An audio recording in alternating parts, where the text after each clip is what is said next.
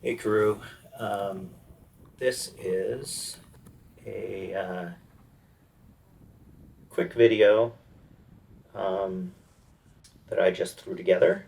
You can see it's spawning season here in Pendleton, so the fish are all in the river, and I figured it would be fun to go out and get in the river myself.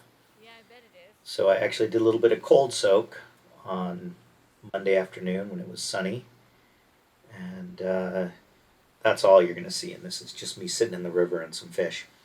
But it's funny because there's this spot out here. This is on the east end of the river walk, and I walked out there last week with Scott O'Daniel, and the water looks really clear and nice. And I was hot, and I said to Scott, "Hey, if I got in this spot, how deep do you think it is?" And he goes, "Oh, it's probably 6 feet deep there." And I said, "So I can just jump off that big rock and in?" He said, "I wouldn't do that." But then when I walked in, as you can see, it's only like 3 feet deep, um, but um, deep enough to squat down in and get a nice soak. So it's funny because I walked out. I got Sarah to walk out with me, and I cut out the part at the beginning when I was walking in, and you could see my butt crack um, with my the swim trunks that I had on. But and you're welcome. Um, But I walked in and I thought, man, this is really cold. And I was thinking, it can't be colder than like 45, and probably closer to 50. And then we looked up the stream gauge temperatures, and the daytime temperatures were in the low to mid 40s. But the temperature when I got in at 10:30 in the morning was around between 38 and 39 degrees. So it was cold, but I enjoyed it. And we walked out here, and it's about a 2 mile walk from our house to this spot. And so we walked out here, and I did the soak, and then I changed out of my wet clothes, and then walked back. And it was still warm enough. I mean, the air temperature on Monday I think was probably in the 50s, but it was right around freezing in the evening. So yeah, so I figured, you know, I went out and did a cold soak. I should at least make a little video of it. It's not that exciting. And while that water doesn't look like it's moving much there, I could definitely feel the cold water drifting by me there. But I wore my neoprene boots and gloves, and it was totally fine.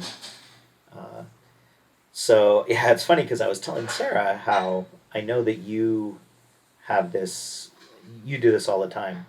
But I was surprised because I kind of walked out into the river, and I think we've talked about this before, but I think the last time I did this was when I was visiting you in February.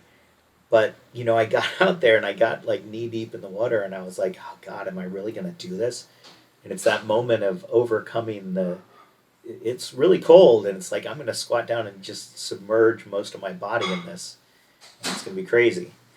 So anyway, sorry, I started recording this, and then Sarah decided she was gonna go in the kitchen and make something, and I didn't close the door, so you probably can hear all that in the background if you can understand me at all.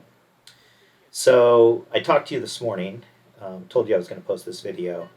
I finally got around to making it. I actually spent most of the morning replacing the fuse box in the Land Cruiser, and I think I told you in the past that I have this problem with the EFI fuse, the fuse for the electronic fuel injectors, and I've had the vehicle in the shop a couple times for it, and basically the connection um, that runs through the fuse becomes loose, and this is a known issue in Land Cruisers. And so you get more resistance, and then eventually it starts melting the plastic around the fuse and blows out the fuse. Um, and apparently, the previous owner had a problem with this, and he had it worked on, and they kind of went in and tightened it up, and it fixed it. And then I took it in, and they fixed it, and took it in a second time, and they fixed it. And finally, I just was like, I need to replace the fuse box. And so I had bought a fuse box in, I think I ordered it before we went away this summer. It showed up just just about the time we were leaving. And I just, every time I was going to go try to replace it, I had this fear that I was going to pull it apart and find out that the wiring harness underneath the fuse box was where the problem was. And though you can't buy a replacement wiring harness. So I was hesitant because it's running now, or was running, um, to pull everything apart and try to put it back together.